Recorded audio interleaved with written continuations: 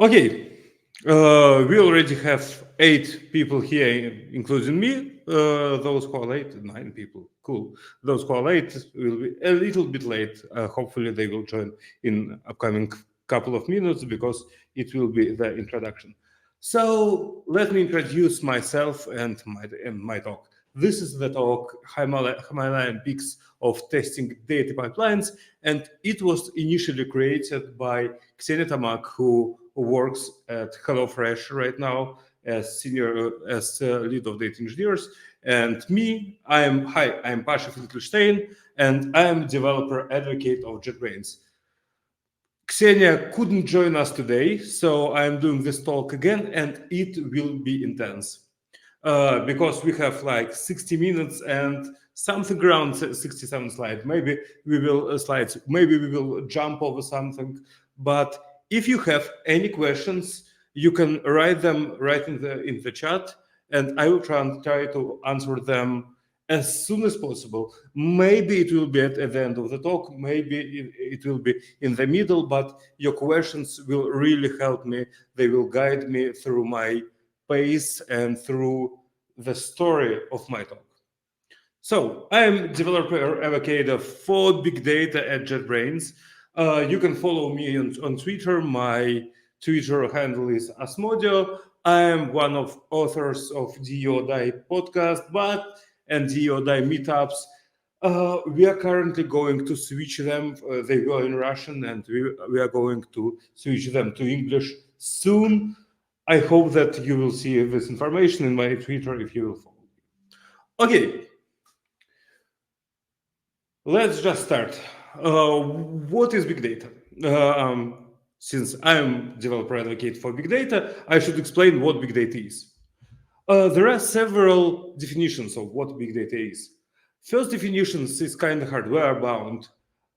It's the big data is a data that won't fit the single node. If you have IBM PC x386 and it's your only node, then yes, 100 megabytes is extremely big data for you. If you are running some top-notch server, then maybe it will be exabytes of data. The second definition is architecture or software bound. The big data is big data that scales. It may be scaled in velocity. Like today you have 10 events per second. The day after tomorrow you have thousands of events per second. And if your system fails, then it wasn't ready for big data or variety of data. Sometimes it happens that you should connect many sources of data. And if it happens that you are not ready to connect one more format, or you are not ready to read some data structure, maybe you were not ready to handle big data. And also volume. Like it scales, it's big, so it scales in volume too. And it may happen that today you have 10 gigabytes of data, and a year later you will have 10 petabytes of data. It actually happened to me once when we started aggregating lots of data, and one day we found ourselves with huge load of data which we weren't able to process. So we were not able to process big data, and now I think that the lesson learned, we know how to process it, we know about architecture and so on. And the third definition is business bound definition. Big data is enough data to make reliable business solutions. What does it mean? It means that let's pretend that you sell honey and you want to understand what is the best price for the pot of honey. You sell one pot, you sell second pot in different prices. Do you have enough data to understand what is the correct price for a pot of honey? Presumably not. Presumably you need much more data points to do better decision. At this point, it may become a big data. Of course, all these definitions are not perfect, and the truth is somewhere in between. And I believe that any organization, and maybe even every concrete person should decide what is big data for them. And big data is being handled by data engineers. As far as I understand, most people here do understand who data engineers are. So I will just very briefly explain that data engineers are kind of plumbers or pipeliners of data. They connect sources to things, and sources is where you get data, things is where you put data. There was a question about will the video record be available after? Yes, it will be. Yeah, things are where you put data, and excuse me. Also, they decide how to build the whole data infrastructure. Where should we store data? Which technologies we should use? And actually, how we should test our data pipelines too. Data can be produced by multiple things like streams, click streams, anything, sensors, you name it. Examples of data sinks are HDFS, for example, if you have on-premise installation of Hadoop, or if you are like modern human and your organization uses cloud service providers, it might be S3 on Amazon, Azure Blob Storage, or Tencent data storage. Why not? Like almost anything. And of course, it can be relational databases and so on. Anyways, what is data pipeline? Let's say it's the very basic example of data pipeline. We have some Kafka with topic actions, like what some customer, for example, does on our site. And we have some table in Postgres where we write these actions. It may look like not a perfect solution. It won't be perfect. I'm almost sure, because very soon there will be billions of events and it will be hard to process them inside Postgres. But basically, it is one example of data pipeline. Usually, however, data engineers work with more complex systems of data storage. For example, usually we tend to have several layers of our storage. First layer is called bronze or raw layer sometimes. It's where we put our raw events. We put there like JSON or Avro from Kafka. We get event, we put event there. Then we get this data, we clean it up, and we put it on the next layer called silver layer. This layer should presumably contain a valid data. Invalid, inconsistent, incomplete data won't be there. And then we should process this data from the silver layer and to put it into the gold layer in aggregated forms. This data in aggregated form is usually used by managers or by data analysts to create reports for managers, to create dashboards, and so on.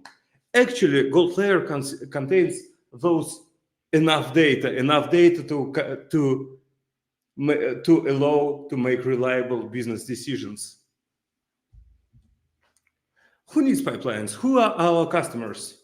Our customers are data scientists, data analysts, marketing, product owners, usually project owners, and so on.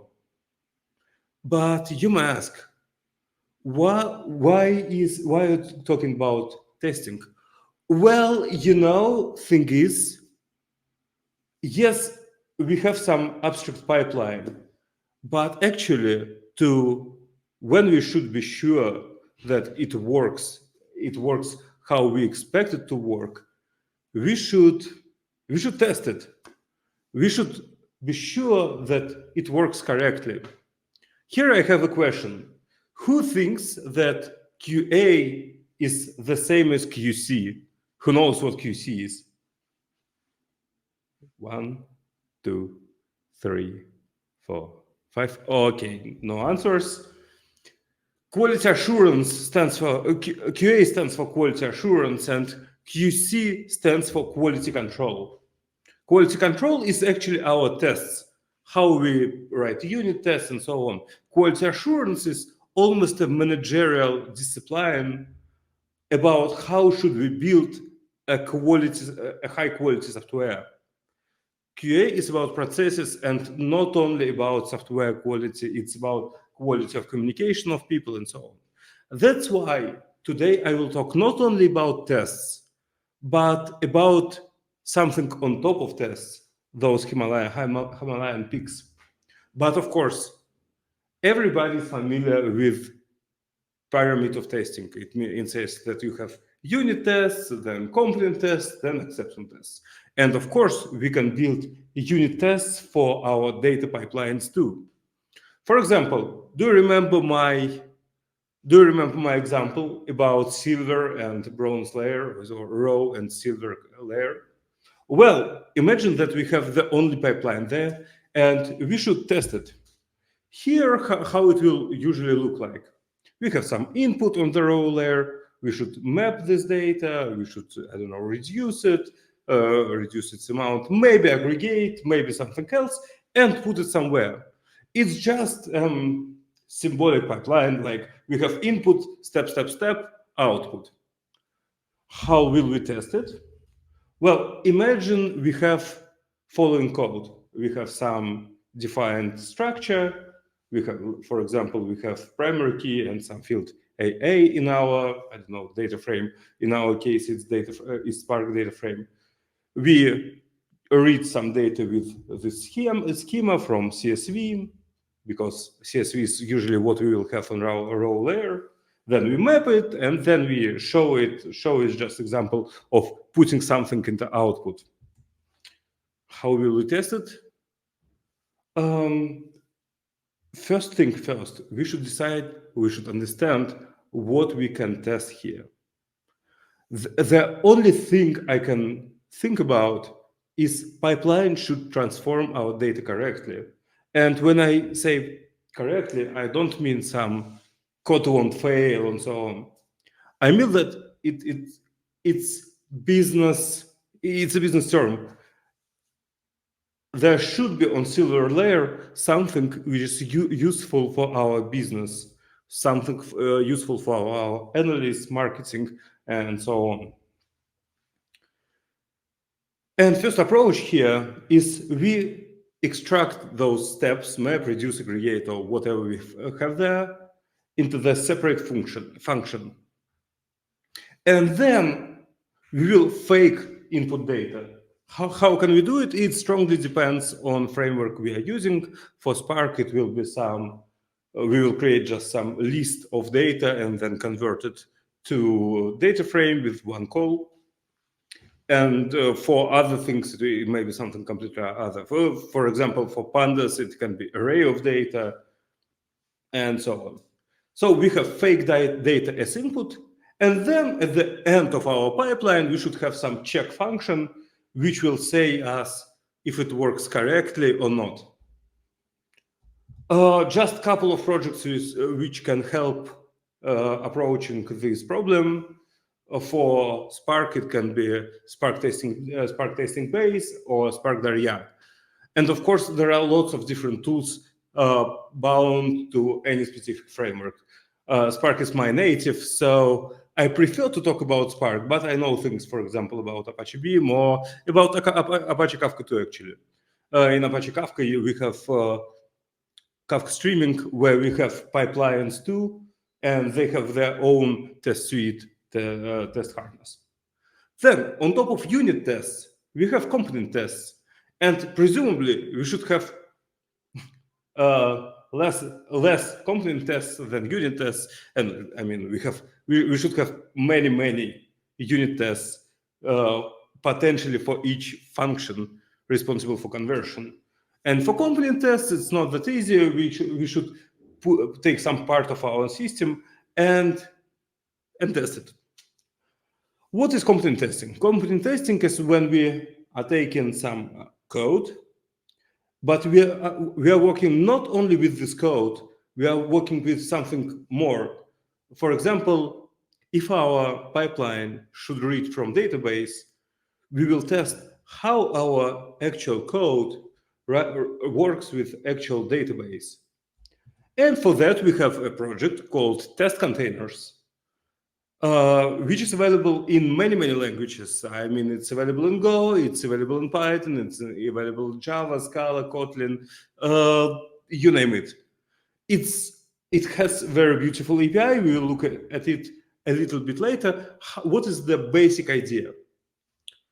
Imagine that our pipeline should read from Postgres. It's not enough to just read from some fake entity. We should be sure that our actual jar or py file can read from Postgres and work with actual data from there. So in test container, we bring up the Postgres database, and then we read data from them. And then in the output of the pipeline, we run the same check function. How should we initialize data in our database is more of a technical question. Usually, we will have some init SQL, but there are many different approaches. For example, test containers gives us ability to run anything inside our test container and so on. As I said, test containers are available. Yeah, they're available for Node.js, Rust, and .NET too, if you are familiar with these languages. How the code looks. This code is in Java. It will be very similar in Python, but less verbose. We create some generic container of, I don't know, say Redis, and with exposed port number 6379. That's all. We have our Docker container brought up. We can call it with usual API and so on.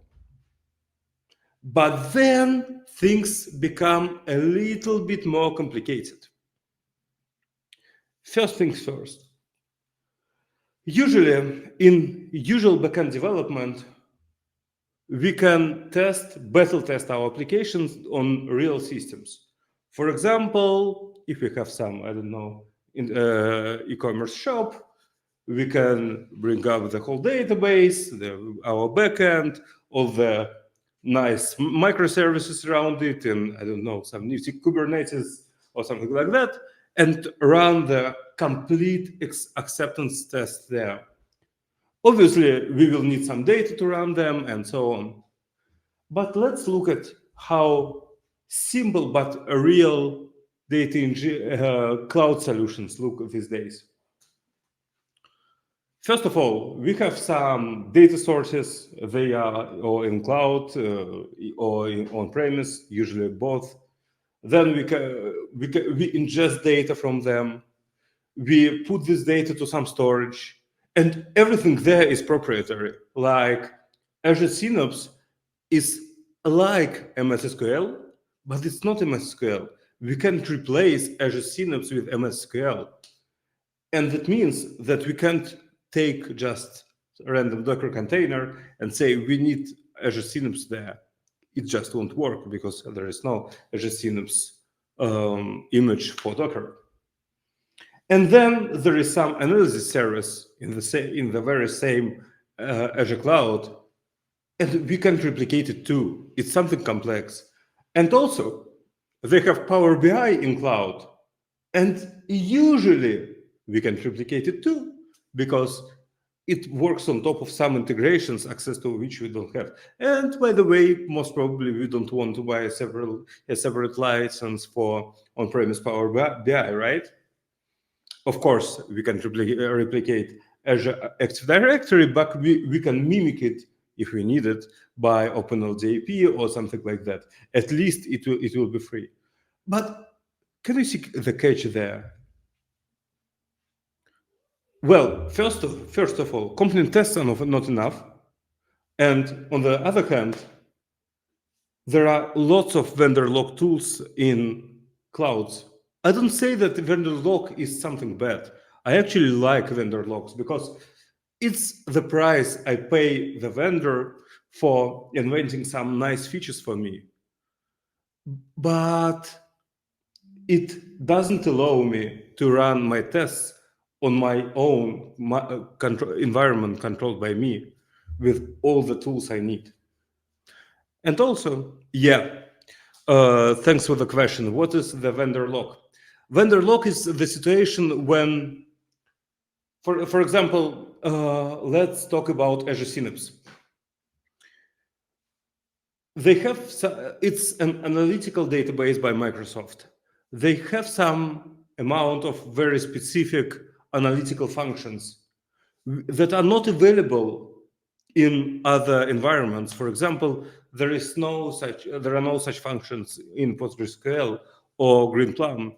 Or it may happen that they have even some spatial quirks in in the SQL syntax, like it happens in Oracle. They have hints and so on, and other databases don't support hints. So what it means for you as developer, it means that if you are taking this Oracle SQL query, you can't reuse it in other database. Am I clear? Okay, hopefully yes. And also, error handling. Error handling is important. Usually we use some external tools for error handling. Of course, we can have some our own monitoring, but usually we don't. Usually we don't because cloud providers provide us with utilities to handle errors, to monitor them, to alert about them, and so on. Oops. The second peak is real data. When we are testing, when we have acceptance testing of our backend application, it's very simple. We can just take database from our production, clone it, maybe anonymize it, and test our new version of our application on this data. But in data engineering, most probably it won't work, or it will be too expensive. Let's say that we have 500 petabytes of data. Oh, okay, even terabytes. It's not that big amount of data, actually. We can copy it, but it will cost us enormous amount of money because vendors usually ask us to pay for amount of data we process or we select as in BigQuery. Reading the whole BigQuery will cost us, I don't know, some incredible amounts of money. So we should do something tricky here. We should sample real data to test our application on top of it. What is sampling? Sampling is when we take our data, find some pieces of this data, let's say from 10th day, from 100th day, 1000th day. Maybe it will be data of different formats because formats tend to change over time. Usually they become richer, like on first day of existence of our pipeline, there is only one field in our object. On the 10th year of our pipeline, there are 20,000 fields. Okay, it's a little bit of exaggeration, but really there can be hundreds of fields. So we should catch all the evolution steps of our data and take them as samples. After sampling, we should anonymize data because usually all this GDPR and other legislation for US, DMCA for US, they require us very strictly work with data, with personal data identifying people. So we should anonymize everything. Like replace Pasha Finkelshtein with John Doe and Masha Finkelshtein with Jane Doe, because why not? It's already a complex work which we need to perform only to start testing something close to our real data. And how will we test it? So let's imagine we have already sampled data and we anonymize data. Now we should pre-calculate how should it look like after processing through pipeline. Sometimes it's enormous amount of work to do because, well, thousands of rows, and we should almost manually understand what the reference is. And then after each iteration of development of our pipeline, we should process the data through our pipeline and compare the actual result with reference result. How can we do it? We can do it with, for example, with help of SQL anti-join. I know that not too many developers are familiar with anti-join concept. So anti-join is a way to find different rows in data sets. Usually joins are about finding similar rows in data sets, right? Like we have ID1 here and ID1 here. So they're referring to the same entity. Let's join them together. As a result of anti-join, we can have something like this table.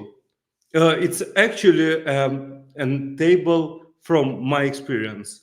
We had a smart algorithm to calculate gender of person of our e-commerce shop. So we were trying to understand if our algorithm works correctly or not. And if we calculated the gender, for example, masculine and reference gender was masculine, then we say that it's match and everything is okay. And if we calculated that the gender of as female and reference says that it should be child or undefined, say, or masculine, then it's mismatch. And we failed tests at this point, and to give a developer a feedback that your pipeline changes logics of work. Maybe it's correct. Maybe business changed its mind on how we should calculate the gender. It's perfectly fine situation, but maybe not. Maybe you should review your code and fix the errors. Or if everything is correct, you should update a reference dataset for all other people to know that currently the new reference is different. And yeah, of course, there is an option to deploy full data backup on staging environment and anonymize it. Do you see the smiley? Yeah, it's lots, just lots of money. Now there is a phrase telling that in usual testing, you won't trust your code. You as developer look at your code and you don't trust it. So you're writing tests to verify that you wrote it right. In data engineering and for testing data pipelines, it becomes even more complex. You not only you don't trust your code, you also don't trust your data. And usually we think that what will happen in our pipeline if there will be no data? And usually we test our pipelines with valid data. But let's just take a simple example. Sometimes format of date changes. Say you have American standard of data formatting and, I don't know, European standard of data formatting. What will happen if you will move your servers from US to Europe to your dates and strings? Well, probably your pipelines will fail. I faced this situation like 3 or 5 times in my life. And sometimes it's really hard to debug this problem because pipelines are long and everything is bound in pipelines. Where does the data changes? It's not that simple. Or what happens if there will be invalid data? Usually we can't force our sources to provide all the data we need. Let's say you have some, I don't know, ID or some name required. And one day something changed on backend application and they stopped providing you with name. What will happen to your pipeline? Will it continue to work or will it fail? It's important. Both scenarios are potentially valid, but you should know how your data pipeline behaves in different circumstances, invalid data, illegal data format, and so on. To understand how is our data structured, I am aware of two tools, only two tools. One of them is pure Python, and other of them is for Python and for Java or Scala.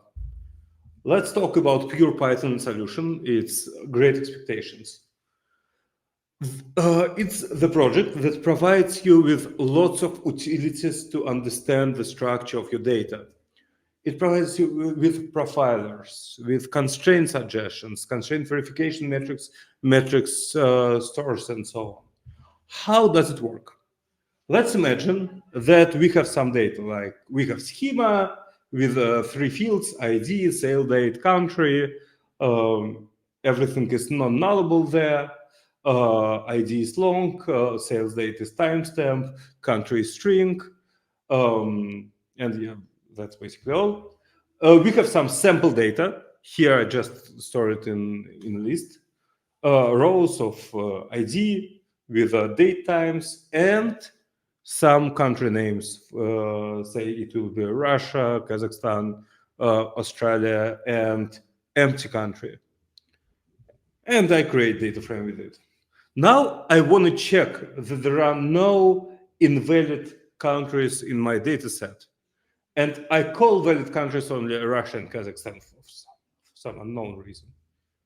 And when I will run Great Expectations on top of my data frame, it will say that, look, you have 4 elements in your data, and unexpected count is 2. It basically means that 2 rows are invalid, and it's 50% of your data. Unexpected list includes countries which you didn't expect, Australia and empty country. So we will fail this task, success false. And here was our config. I actually like it because we can machine process this output. We can understand the truth about our data. We can put it into our pipeline before any other processing to stop pipeline before doing wrong things to data, right? We have new country. Okay, let's stop and think for a bit if everything is right or wrong.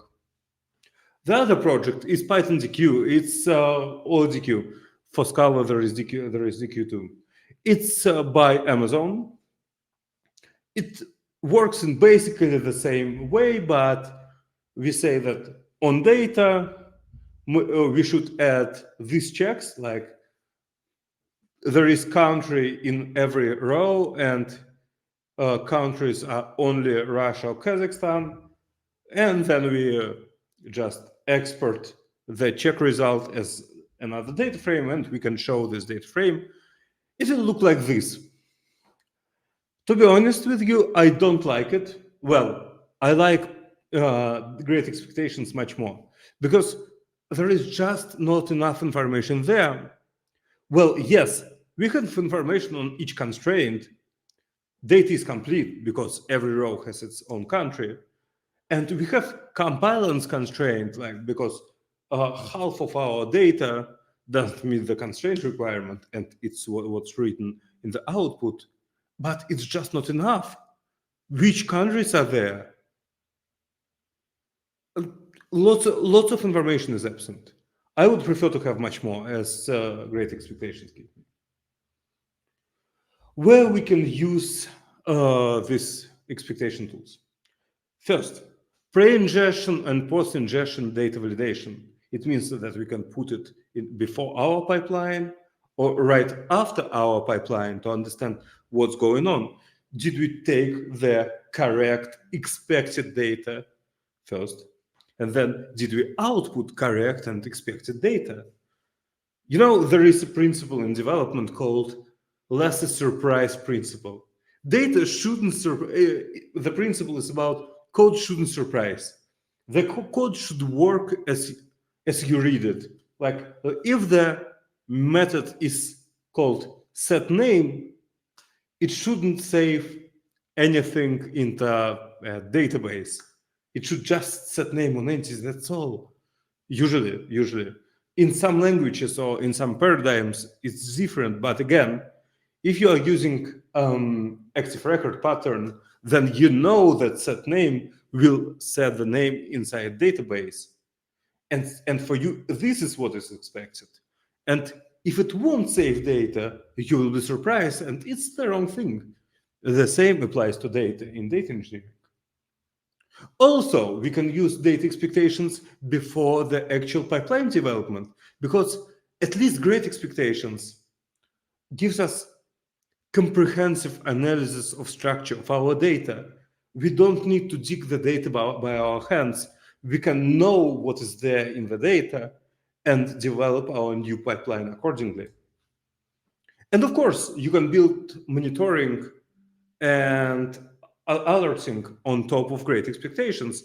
Let's say that one day in our database, some new unexpected data appears. What should we do? Of course, we should alert. We should raise an alert. We should warn data engineers or ops team or the responsible people.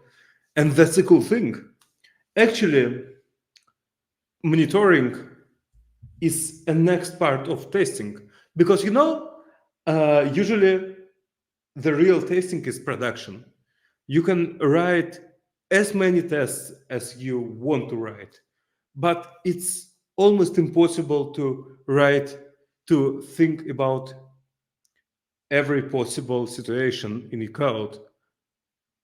So sometimes we see things failing in production, and that's like not fine, but it's how life works. So yes, the next part is monitoring. Usually, data tends to change over time. And we don't always know that it changes. Of course, we can put great expectations into each part of our pipeline, into every part of our pipeline. But we usually don't want to, because it slows down development. It slows down the actual pipelines. It's usually not what we want to do. So yes, it will happen. One day something will disappear from our data set, and we won't know. And without great expectations, in terms of monitoring, we won't ever find that something gone wrong. And then 2 years later, we will see, oops, we are missing a critical part of our data to train our model. Usually not what we want to say to our management, right? Okay, speaking about monitoring, what should we monitor?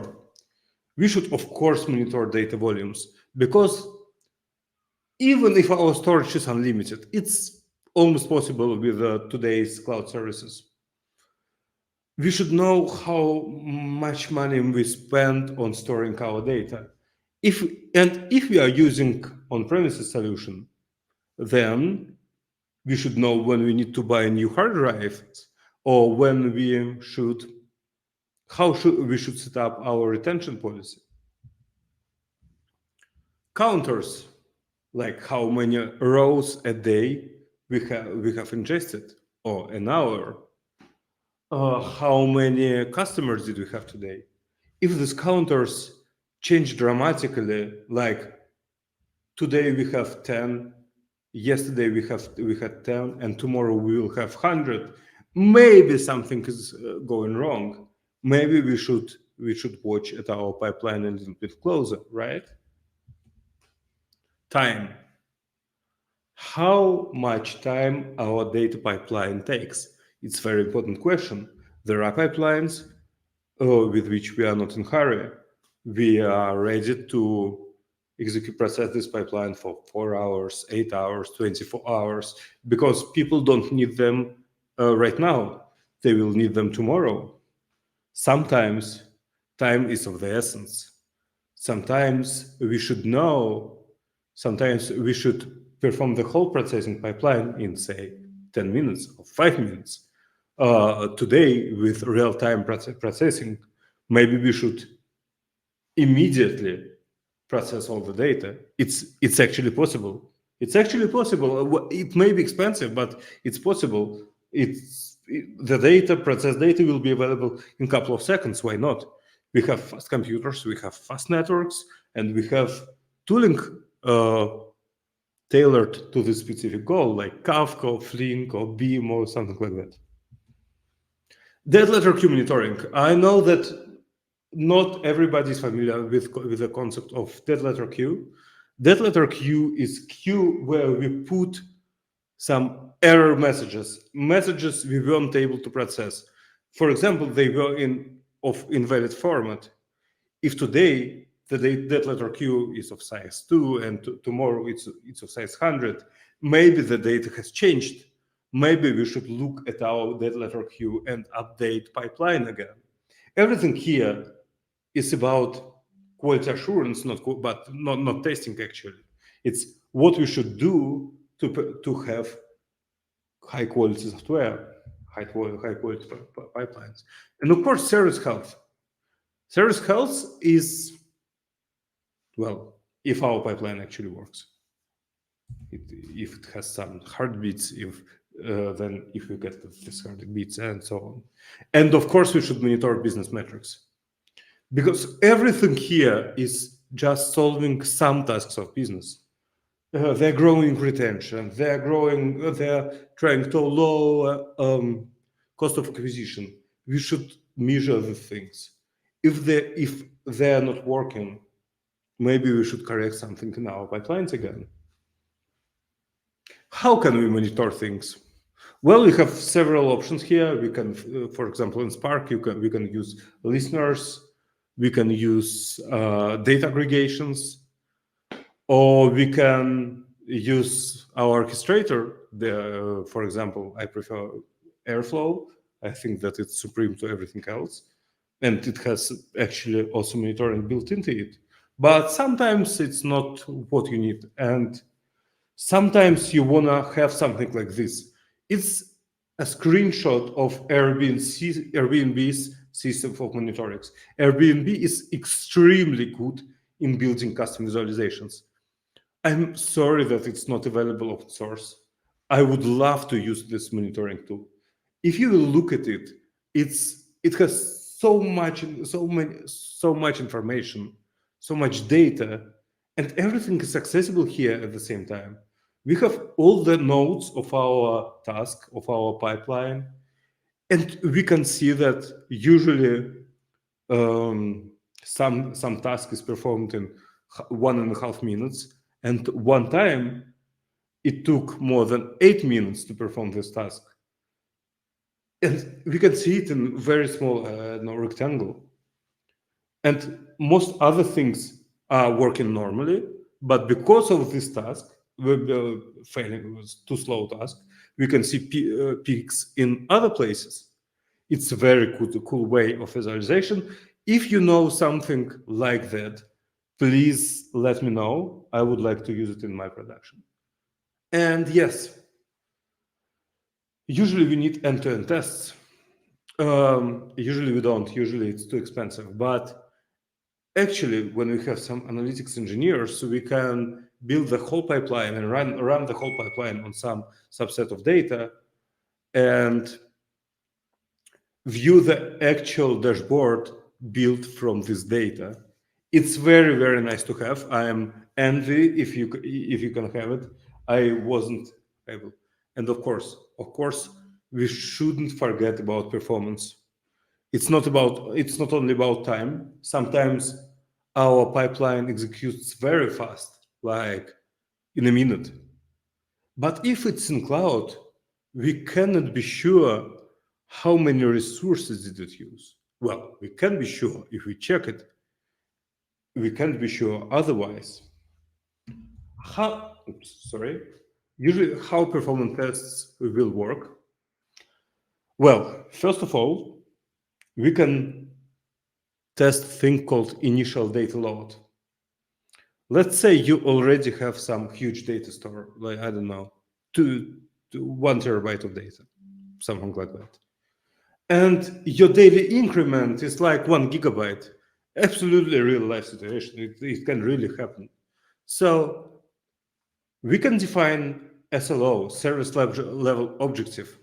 I don't use the term SLA because SLA is something with legal consequences. Like if you break SLA, somebody can sue us. Inside our organization, we usually have SLO, not SLA, because somebody won't be happy, but we can fix it. Nobody will sue us.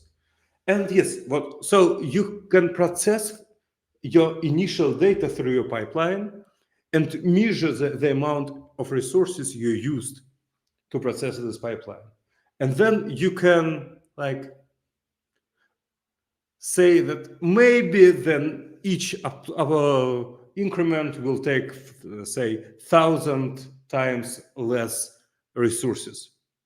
It will be or 1,000 times faster or 1,000 times, I don't know, less processing time, anything. The other way is to test in real production.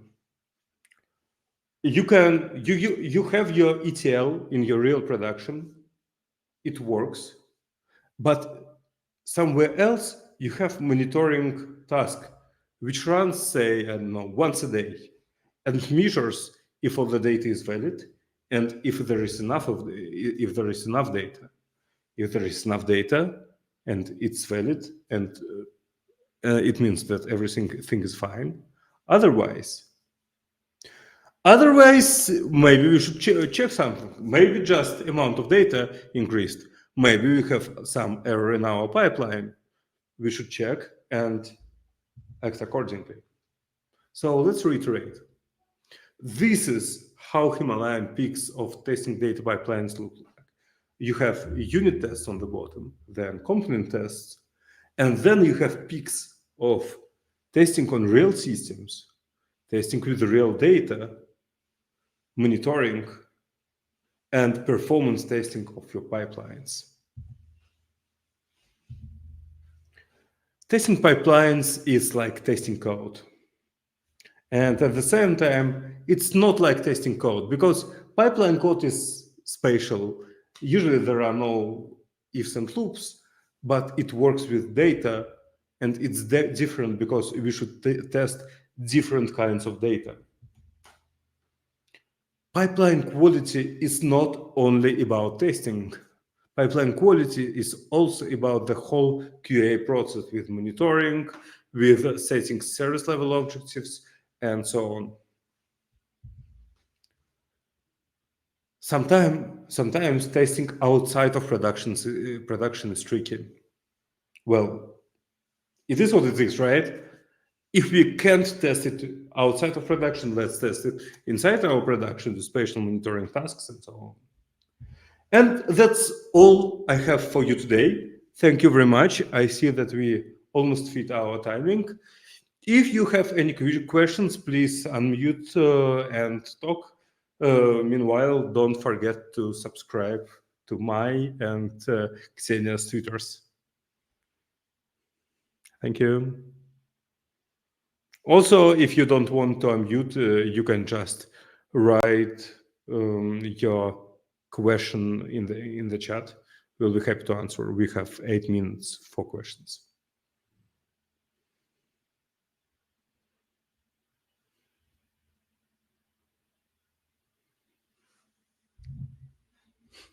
Yeah, folks, welcome. I will be happy to answer anything.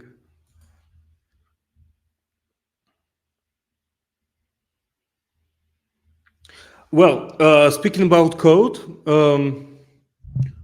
I shared some examples of code, as you could see, example of code of great expectations, code with PyDQ, and code with test containers.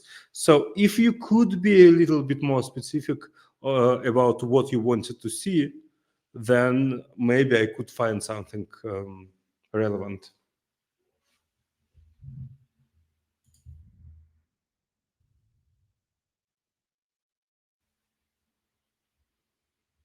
Yeah, okay. For those who missed slides, it happens. Nothing wrong here. Here is the link to the presentation, and you can find all the code snippets in there. And also you can find there links to mentioned projects, say the PyDQ, Great Expectations, and so on. Any questions? More questions? We'll be happy to answer.